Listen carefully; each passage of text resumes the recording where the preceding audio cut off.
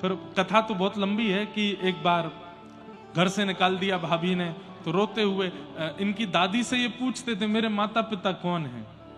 तो इनकी दादी बोलती थी तेरे पिता महादेव हैं और माताजी पार्वती हैं। तो जब एक समय दादी चली गई, भाभी ने घर से निकाल दिया नरसिंह मेहता जी को, तो रोते हुए ये गए। और संभवतः महादेव जो थे उनका नाम भी था इंद्रेश्वर महादेव। सुना है, मैंने दर्शन नहीं किए, सुना है कहीं। और ये गए और जाकर के जंगल में महादेव से लिपट करके खूब रोए, बोले आप ही मेरे पिता हो, आप ही मेरी माँ हो। नरसिंह मेहता जी का चरित्र बहुत सुंदर है। मैंने अभी कुछ दिन पहले अफ्रीका में, केनिया में कथा थी, वहां कहा था, सुनिएगा, बहुत अच्छा चरित्र। तो आज भी ठाकुर जी आए। नरसिंह मेहता जी को सबने बेदखल कर दिया, परिवार वालों ने घर से निकाल दिया। एक समय आया, ये भी नागर ब्राह्मण थे, संभवतः हमारे मंदिर के जो मुख्य अधिकारी हैं वो भी नागर हैं। अब नागर वंशी ब्राह्मण है कि नहीं ये तो कैसे पता चले, नागर वंशी हैं तो मतलब नरसिंह मेहता जी का ही वंश है। तो इनको नागर वंशियों ने भी निकाल दिया। सब लोग इधर देखो, सब ने अपने जगह से निकाल दिया। पत्नी ने एक दिन बोला, बोले आपको तो परिवार वालों ने भी निकाल दिया, गांव वालों ने भी निकाल दिया, अब तो आपके ब्राह्मण वंश के लोगों ने भी आपको निकाल दिया। तो नरसिंह मेहता बोलते बढ़िया है, परिवार वालों ने निकाल दिया, उसका भार खत्म हुआ। गांव वालों ने निकाल दिया तो गांव का लोक व्यवहार खत्म हुआ। एक बस ये जाति का बोझ और था मेरे ऊपर, इससे भी निकल गया, मैं तो मुक्त हो गया हूं, अब अकेला ठाकुर जी का भजन करूंगा, ऐसे नरसिंह मेहता। तो सबने निकाल दिया। भगवान ने एक दिन द्वारिकाधीश ने अक्रूर जी को सेठ जी का रूप बना करके भेजा और कहा नरसिंह मेहता का बढ़िया भवन बनवा के आओ। तो एक साहूकार दानी सेठ बन करके श्री अक्रूर जी महाराज आए और वहां ढूंढने लगे किसको दान करें, किसको दान करें। नरसिंह मेहता के पास गए, बोले हम दान करना चाहते हैं। तो नरसिंह मेहता बोले हमें कुछ नहीं चाहिए, बोले कुछ तो ले लीजिए। तो नरसिंह मेहता बोले द्वारिका जाने आने वाले संतों के लिए कोई निवास की व्यवस्था नहीं है जूनागढ़ में, आप चाहो तो एक संत निवास बनवा दो। कहा था संत निवास, अक्रूर जी ने महल बना के दिया। बोले इसमें एक कमरा में आप रहिए पत्नी के साथ, बाकी के सारे कमरे संतों के लिए रख देना। कहते हैं 16-17 सूरदास रहते थे बिना आंख वाले नरसिंह मेहता जी के साथ में, उनको अपने घर में ही रखते थे। तो एक बार की बात, नरसिंह मेहता जी के बड़े भैया वो इनके पास आए और आकर के बोले अब तो तुम्हारा अच्छा, आए क्यों थे, क्योंकि पता चला नरसिंह मेहता का बहुत बड़ा घर बन गया है। अच्छे संपत्ति घर बन जाता है ना तो रूठे हुए भी मान जाते हैं, सब लौट लौट के आते हैं। तो आए, आकर के बोले नरसिंह कल पिताजी का श्राद्ध है, घर आ जाना। नरसिंह जी बोले हाँ हाँ भैया जरूर आऊंगा। हाँ वैसे तो हम दोनों की बातचीत नहीं होती, लेकिन पिता का श्राद्ध तो एक साथ करेंगे। हाँ हाँ भैया मैं आ जाऊंगा। नरसिंह मेहता जी को अच्छा लगा कि परिवार के लोग दोबारा बुला रहे हैं। लेकिन नरसिंह जी बोले भैया श्राद्ध का समय क्या है? बोले सुबह सुबह आ जाना, श्राद्ध होगा फिर ब्राह्मण भोज होगा। तो नरसिंह मेहता बोले भैया एक दिक्कत है। बोले क्या? मैंने इतनी सेवा अपनी विस्तार कर ली है, सुबह उठ के मुझे सेवा पूजा करने में बहुत समय लग जाता है, तो मैं दोपहर से पहले तो नहीं आ पाऊंगा। ठाकुर जी की सेवा करूंगा, भोग बनाऊंगा, फिर मेरे यहाँ ये 16 सूरदास रहते हैं, इनको पवाऊंगा। सब लोग इधर देखना, ध्यान से सुनना। तो भैया को गुस्सा आ गया, बोले पिताजी का श्राद्ध तेरे लिए मायने नहीं रखता, ये तालकूटा, उनको तालकूटा बोलते थे, मंजीरा बजा के कीर्तन करते हैं ना, ये ताल कूटेगा पूरे दिन बैठ करके, हरी हरी हरी हरी गाता रहता है। क्या कर दिया उस हरी ने? अरे पिताजी का श्राद्ध है, इतनी तो शर्म कर, कल मत करियो भजन, कल मत करियो सेवा। नरसिंह मेहता बोले भैया आप लोग तो कभी भी मुझे अपना लेते हो, छोड़ देते हो, लेकिन ये हरि ही हैं जो सदा मेरे संग रहते हैं, इनको कैसे छोड़ूंगा? ये हरि ही हैं, मुझे कभी छोड़ के नहीं जाते। मैं जिस दिन खाक था उस तब भी मेरे पास थे, आज महल बना दिया तो भी मेरे पास है, इनको कैसे छोड़े? तो फिर भैया बोल के गए, तो फिर एक काम कर, बोले क्या, आना ही मत तू, पिताजी का श्राद्ध मैं अकेले करूंगा, बिल्कुल मत आना। नरसिंह मेहता कुछ नहीं बोले, शांत बैठे रहे। पत्नी बोली अब क्या? बोले अब क्या, वो भी पुत्र हैं, मैं भी पुत्र हूं, वो अपने तरह से श्राद्ध कर लेंगे पिताजी का, मैं अपने घर में कर लूंगा, पिता तो हम दोनों के हैं। पत्नी बोली वो सब तो ठीक है, ये तो बाहर के लोगों को दिखता है कि हम महल में रहते हैं, लेकिन दाम पानी तो कुछ है नहीं। कोई दे जाए आलू तो आलू की सब्जी बन जाती है, चावल दे जाए तो चावल बन जाते हैं, कोई घर में इतनी सामग्री तो है नहीं। और श्राद्ध के लिए तो ब्राह्मण भोजन कराना पड़ता है, ब्राह्मण भोजन के लिए राशन होना चाहिए, वो कैसे होगा? तो नरसिंह मेहता बोले पास में एक सेठ जी हैं, वो मेरा कीर्तन बहुत पसंद करते हैं, उनसे उधार मांग लाऊंगा और धीरे धीरे चुकाते रहेंगे उनका, कल पिताजी श्राद्ध कर देंगे। बोले ठीक है। पत्नी बोली जाते जाते ब्राह्मणों को निमंत्रण तो दे जाना। बोले ठीक है। अब नरसिंह मेहता गए ब्राह्मणों के पास, तो ब्राह्मणों से जाके बोले, तो ब्राह्मण बोले तुमको तो हमने वंश से निकाल दिया, अब तुम्हारे यहां श्राद्ध खाने कोई नहीं आएगा। तो नरसिंह मेहता चरणों में गिर गए, बोले मेरे यहां कभी मत आइएगा, पर मेरे पिताजी का श्राद्ध है इसलिए आ जाना। तो आधे ब्राह्मण बोले हम तो तुम्हारे भैया के यहां न्योते पर जाएंगे, तुम्हारे यहां नहीं आ पाएंगे। आधे बोले हम आ जाएंगे लेकिन हम सबको बुलाना पड़ेगा। कितने हैं? 2-2.5 हजार हैं। नरसिंह मेहता बोले इतनी व्यवस्था कहां से करूंगा मैं? बोले नहीं नहीं, हम 2-2.5 हजार ही आएंगे। तो नरसिंह मेहता बोले ठीक है आप आ जाना, मैं कुछ ना कुछ व्यवस्था कर लूंगा, सेठ जी से ज्यादा पैसा मांग लेंगे। 2-2.5 हजार ब्राह्मणों को न्योता दे दिया और नरसिंह मेहता पहुंचे सेठ जी के पास। सेठ जी बड़े प्रसन्न, अरे आओ आओ, आपका कीर्तन मुझे बहुत अच्छा लगता है, आप जब कीर्तन करते हैं तो मैं मेरे नेत्रों से आंसू नहीं रुकते। कई सेठ बड़े उदार मना होते हैं, सत्संग प्रेमी होते हैं। तो सेठ जी बोले कहिए कैसे आए? बोले कल मेरे पिताजी का श्राद्ध है, आप थोड़ी सी सेवा उधार में दे दीजिए, मैं भरता रहूंगा धीरे धीरे। सेठ जी बोले कितना चाहिए? तो उस समय जितना भी रकम हो मांगी उन्होंने, सेठ जी ने दुगनी दे दी। बोले रख लीजिए। बोले नहीं इतनी मत दीजिए, मैं कैसे चुकाऊंगा? बोले आपको अभी चुकाना है। बोले अभी कैसे चुकाऊंगा? बोले बस यहां बैठ के कीर्तन सुना दीजिए मुझे, मैं कीर्तन सुन के प्रसन्न हो जाऊंगा, फिर ये लौटाने की जरूरत नहीं है, आप तो इसके बदले कीर्तन सुना जाओ। तो नरसिंह मेहता बोले ठीक है मैं कीर्तन सुना देता हूं। और नरसिंह मेहता गाने लगे, लेकिन नरसिंह मेहता का कोई समय नहीं होता था, नेत्र बंद करके गाना प्रारंभ करते थे और गाते गाते गाते गाते गाते कितने घंटे निकल गए कुछ पता नहीं। और सुनने वाले भी ऐसे ही होते थे। तो नरसिंह मेहता गाने लगे और सेठ जी भी आंख बंद करके सुन रहे हैं। गाते गाते पूरी रात निकल गई, दिन हो गया और दिन भी निकलने लगा।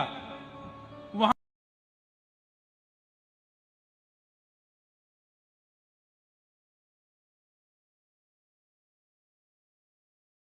रुक्मणी जी थोड़ी देर द्वारिका संभालो, मैं अभी आता हूं। कहां गए? तुरंत महाराज ऊंची धोती पहन के स्वाफा बांध करके बिल्कुल नरसिंह मेहता जैसा स्वरूप धारण करके द्वारिकाधीश जूनागढ़ पहुंच गए। और नरसिंह मेहता का रूप धारण करके सब्जी मंडी से सब्जियां आदि लेकर के घर पहुंचे। पत्नी ने आते, अरे कहां रह गए थे, मैं कब से? अरे देवी मैं क्या बताऊं, बस अब बाद में बताऊंगा सब बात, मैं लाया हूं सब्जी आदि सब लगाओ सेवा में, ब्राह्मण देवता सब आ रहे होंगे।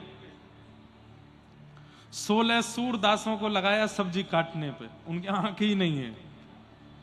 ठाकुर जी ने धीमे धीमे अपने कहीं ना किसी को उंगली छुपा दी, किसी के कुछ छुपा दिया। उनको वैसे दुनिया नहीं दिख रही है लेकिन सब्जी बढ़िया दिख रही है, सब काट रहे हैं, एक संग लग रहे हैं। और महाराज नरसिंह मेहता जी की पत्नी कह रही है आज इन लोगों को क्या हो गया, ये एक साथ सब सब्जियां काट रहे हैं, सब्जियां अमनियां कर रहे हैं। और वैसे काटना शब्द रसोई में प्रयोग नहीं करते ठाकुर जी के में, अमनिया, सब्जी अमनियां कर रहे हैं।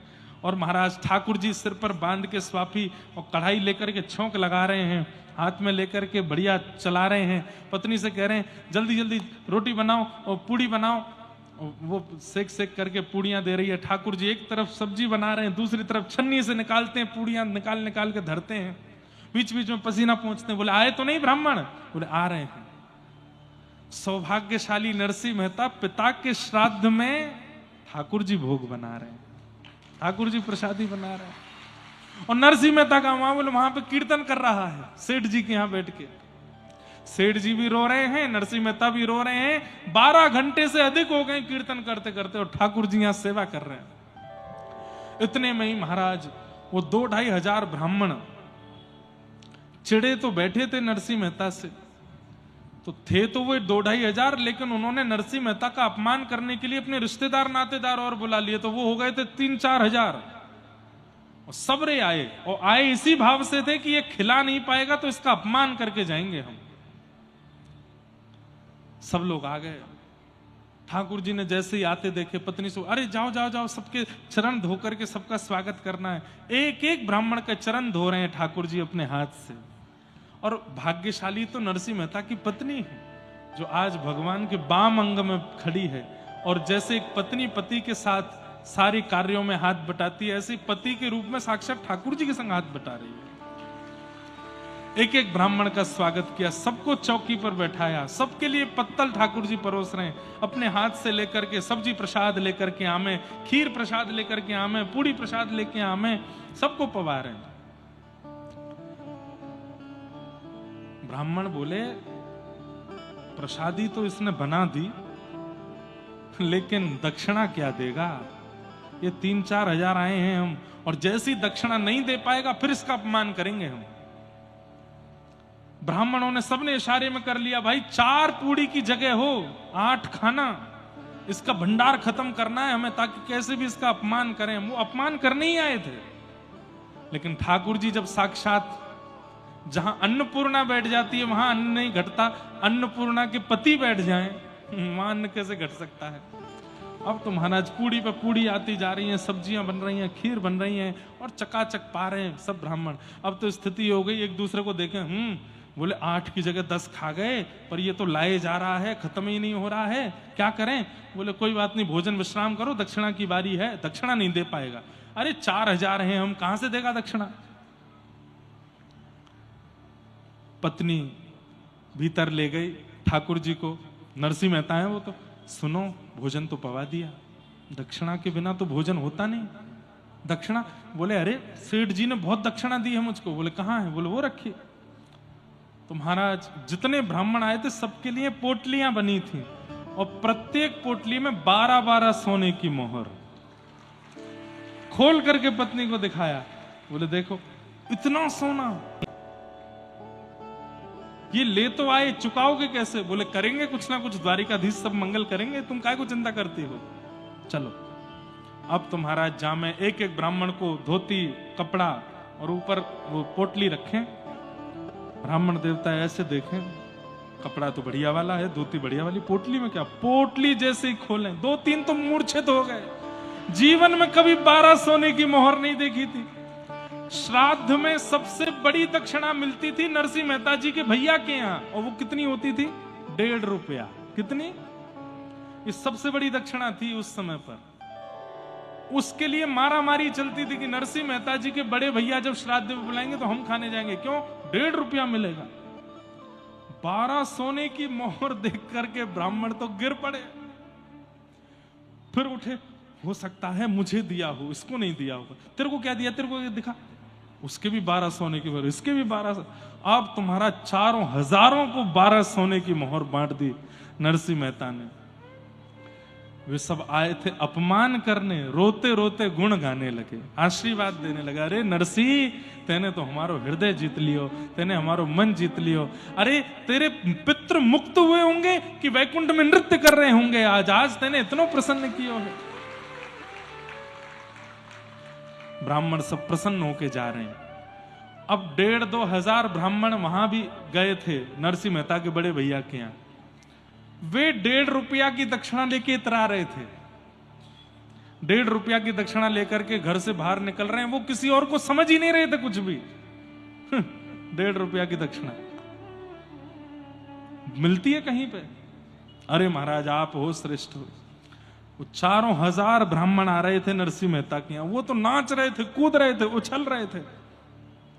वे 1,500 बोले हाँ भाई कैसा रहा, अपमान करके आए कि नहीं नरसिंह मेहता का? खाने वाने को तो कुछ मिला नहीं होगा, पानी पी के ही आगे होंगे।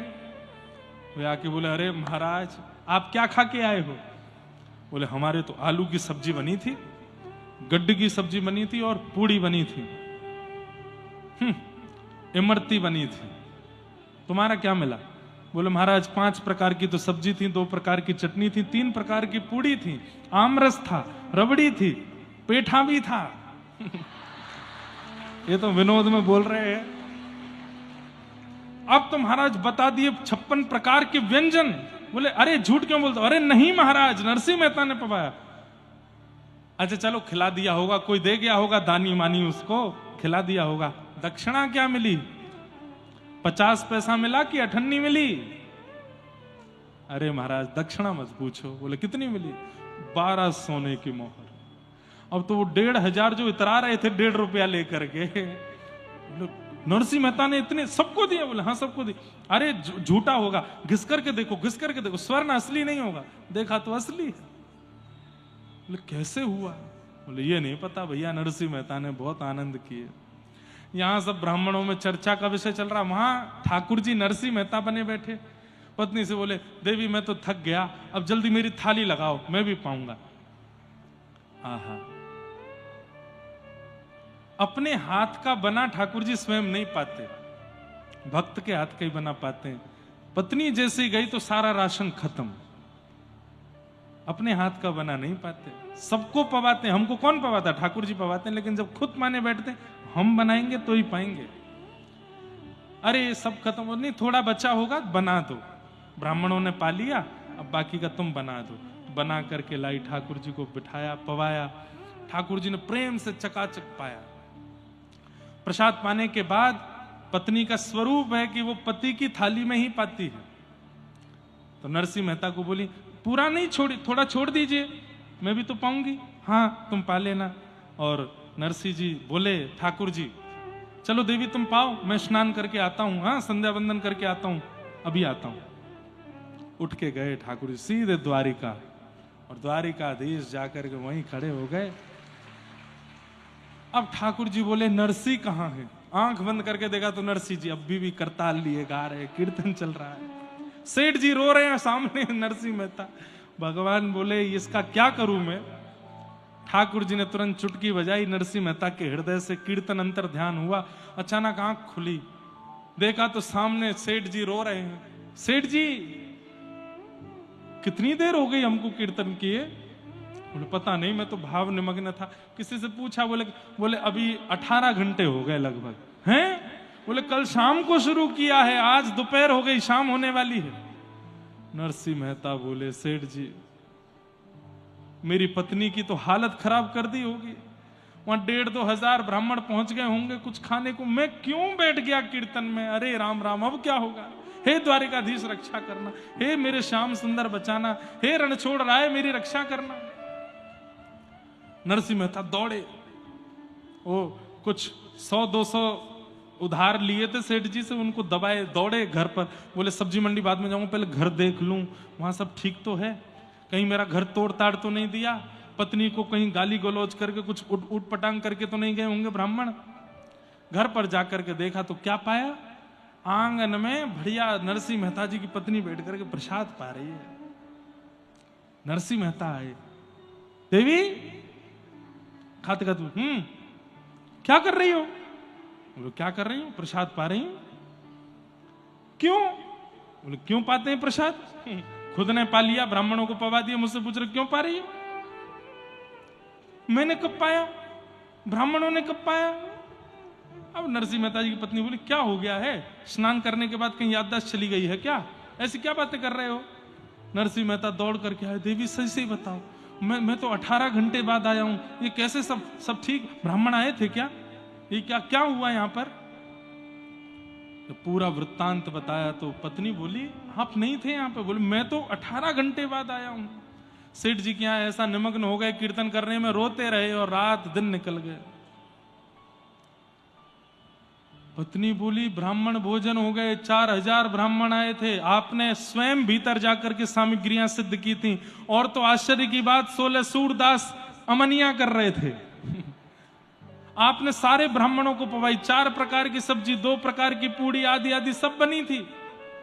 12 सोने की मोहर और सुंदर वस्त्र आदि। आपने ही तो कहा था कि सेठ जी ने इतना दान दिया है, सबको बांटा। नरसिंह मेहता सिर पकड़ करके बैठ गए, रोए सो रोए, मैं नहीं था। क्या ये सच में हुआ है? बोले हाँ हुआ है। 16 सूरदासों ने भी आकर के बताया, बोले आप ही तो थे, सब करा रहे थे। नरसिंह मेहता पत्नी का हाथ पकड़ करके बोले द्वारिकाधीश आए थे, मेरे रणछोड़ राय आए थे, मेरे नाथ आए थे, मैं नहीं था उस रूप में। नरसिंह मेहता तो रोए सो रोए, पत्नी की हालत और ज्यादा। मेरा हाथ पकड़ करके एक गृहिणी के भाव से दक्षिणा दे रहे थे, मेरे 7 ब्राह्मणों के चरणों में प्रणाम कर रहे थे, मुझे क्या पता था कि वे परमात्मा है। नरसिंह मेहता बोले कहां बैठे थे? बोले यहीं बैठे थे। उस स्थान को प्रणाम करने लगे। क्या पाए थे? बोले इसी थाली में पाए थे। बोले थोड़ा मुझे भी दे दो ना, द्वारिकाधीश का प्रसाद है। पत्नी ने उनको भी दिया। और क्या क्या किया, वो सारी सामग्रियां देख करके नरसिंह मेहता खूब रोए। आज भी ठाकुर जी आते हैं, पर बुलाने वालों होना चाहिए, पुकारने वालों होना चाहिए। आज भी ठाकुर जी आते। ऐसे नरसिंह मेहता के लिए ठाकुर जी 52 बार आए। आज भी इस व्रजमंडल में कई बार ठाकुर जी कितने भक्तों पर कृपा करने आज भी आते हैं, और उस कृपा का अनुभव होता है। तो भगवान को बुलाता कौन है? नाम। ठाकुर जी का ही नाम उनको बुलाता है, इसलिए नाम ठाकुर जी से भी ज्यादा श्रेष्ठ है। परम सत्य भगवान के नाम को हम प्रणाम करते हैं। धर्म प्रोजित कई तवोत्र परमो निर्मत्सराणाम सताम वैद्यम वास्तवमत्र वस्तु शिवदम तापत्रयोन्मूलनम श्रीमद् भागवते महामुनि कृते किं वा परीरीश्वरः सद्यो हृद्यवरुध्यते त्रिकृतभिः शुश्रूषुभिस्तत्क्षणात्। सब लोग ध्यान से सुनिए, थोड़ी देर विराजो, पीछे जो खड़े हो गए बैठ जाओ।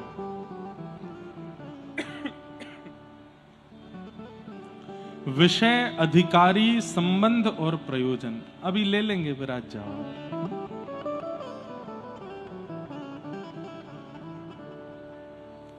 श्रीमद् भागवत का विषय क्या है?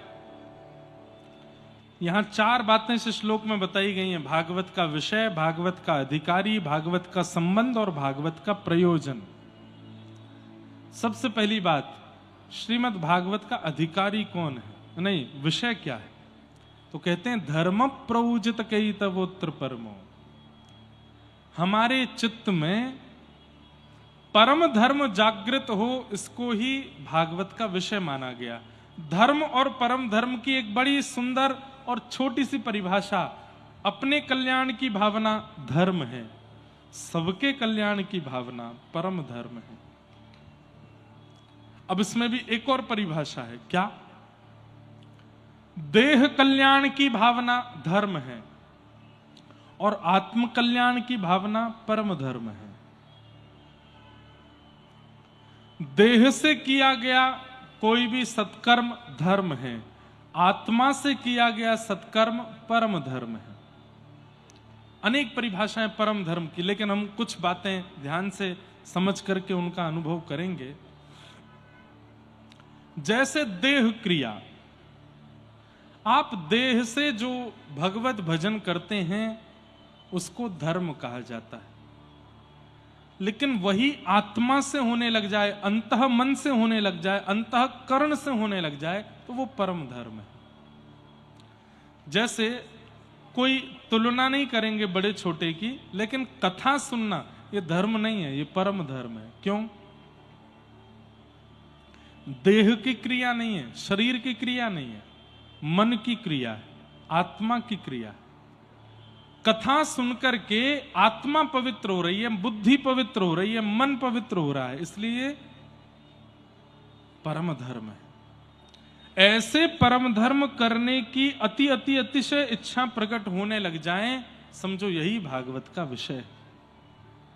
कथा सुनने वाले व्यक्ति के परम धर्म की इच्छा प्रकट होती है। धर्म प्रवजित कई तवोत्र परमो परम धर्म। परम धर्म का एक स्वरूप और है। मुझे बद्रीनाथ जाना है, मुझे केदारनाथ जाना है, मुझे गंगोत्री जाना है, मुझे यमुनोत्री, जगन्नाथपुरी नहीं जाऊंगा तो मैं ऐसा हो जाएगा। देह को पहुंचाने की भावना। और एक होती है कि नेत्र बंद करके आगरा में बैठे बैठे ही बद्रीनाथ, यहीं से केदारनाथ, यहीं से गंगोत्री, यहीं से यमुनोत्री, यहीं से जगन्नाथ, यहीं से द्वारिका। अपना मन इतना प्रगाढ़ हो चुका है कि हम मन से पहुंच जाते हैं। आप कहेंगे महाराज जी ये संभव तो नहीं है। होता है, होता है। आज भी कई आचार्य मन से भ्रमण करते हैं।